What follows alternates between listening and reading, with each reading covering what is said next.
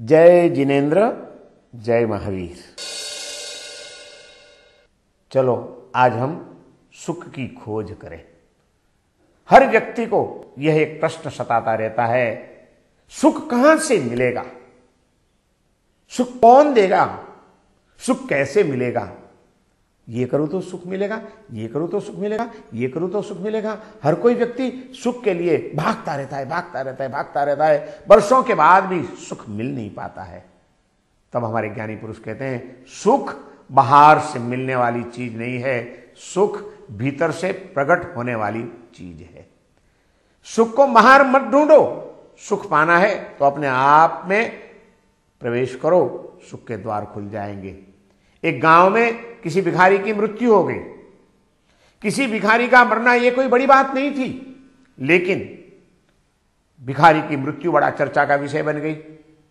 2 दिन के बाद पेपरों में उसके रिपोर्ट आए, अरे बड़े कोई संत का स्वर्गवास हुआ हो, बड़े कोई नेता का अवसान हुआ हो, तब तो पेपर में न्यूज आ सकते हैं। लेकिन किसी भिखारी की मृत्यु और पेपर में न्यूज छपे, बड़े आश्चर्य की बात। लेकिन हुआ ऐसा ही। क्यों ऐसा हुआ?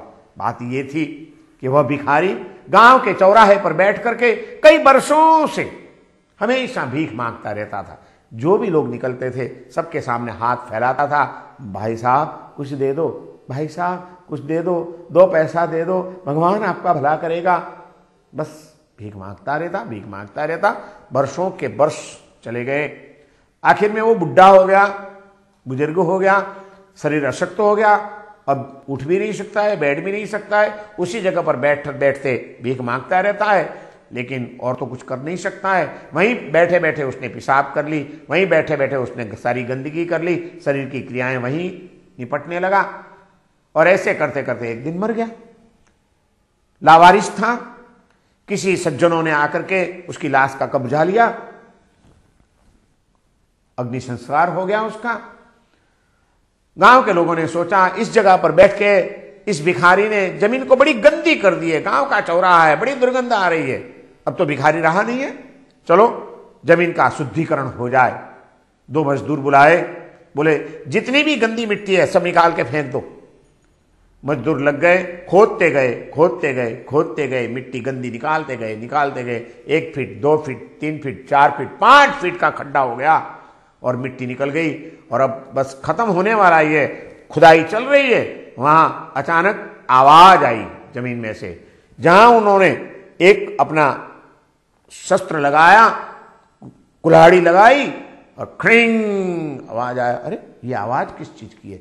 जरा मिट्टी को हटा करके देखा, कुछ चमकता हुआ दिखाई दिया और संभाल करके निकाला तो एक बड़ा तांबे का घड़ा था और उसमें सिल किया हुआ था। सिल खोला गया, देखा तो अंदर सोने के सिक्के भरे हुए थे।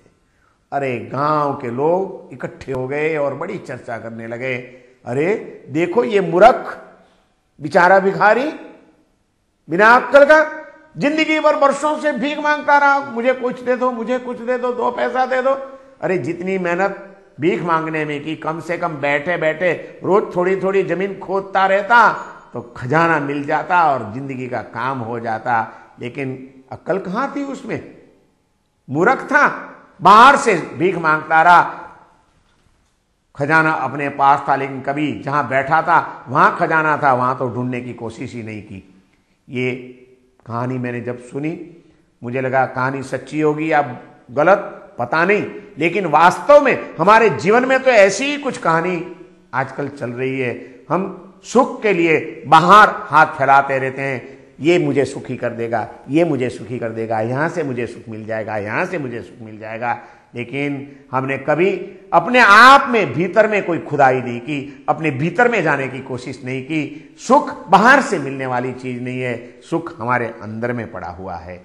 हम अपने अंदर में जाए, अपने आप को समझे, अपने आप में सुख को खोजे तो एक दिन हमें सुख का खजाना मिल जाएगा। भगवान से यही प्रार्थना करता हूं कि सबके भीतर बैठी हुई जो ये एक समृद्धि है, सबके भीतर बैठा हुआ ये जो परमात्मा है, जो परम सुखमय है, वो सबको प्राप्त हो जाए, सब सुखी हो जाए, पूरा विश्व सुखी हो जाए। बस प्रभु यही आपके चरणों में प्रार्थना है। जय जिनेंद्र, जय महावीर।